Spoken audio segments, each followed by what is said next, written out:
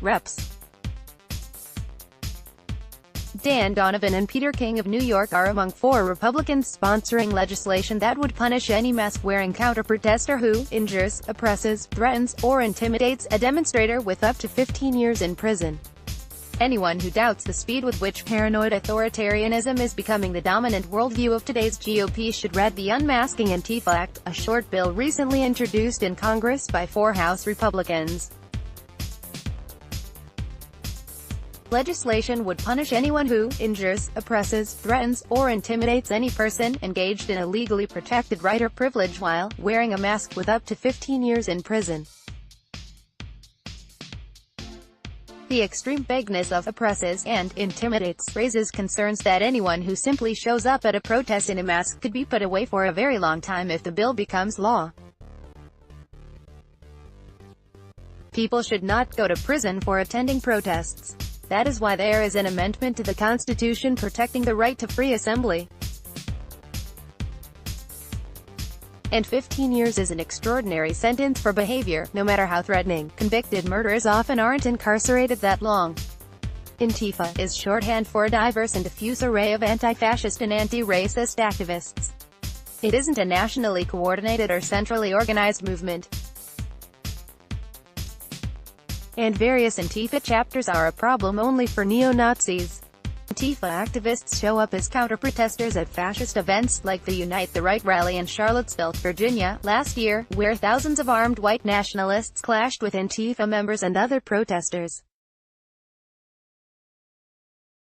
Antifa groups are distinguished from other organizations that do not like Nazis by their willingness to use violence against Nazis, but most people have little to fear from their local Antifa chapter.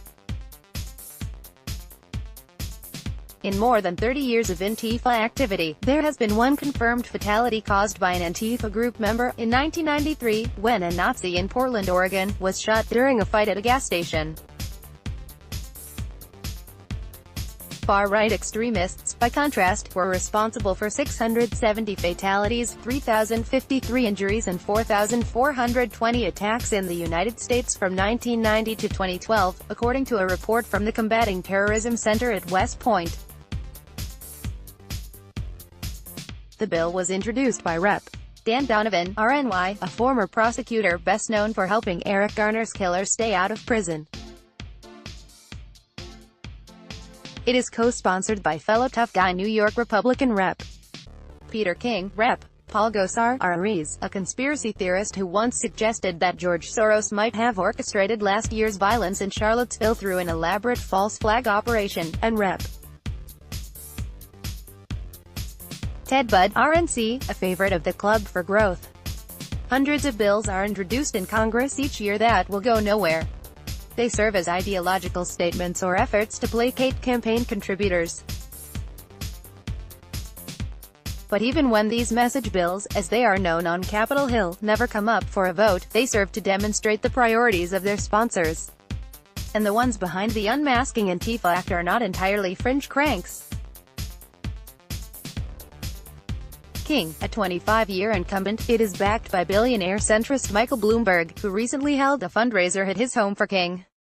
Decades ago, several states implemented anti-masking laws in an effort to go after members of Ku Klux Klan. These laws have been used more recently by local law enforcement to arrest counter-protesters at Nazi rallies. Download. Do you have information you want to share with HuffPost? Here's how.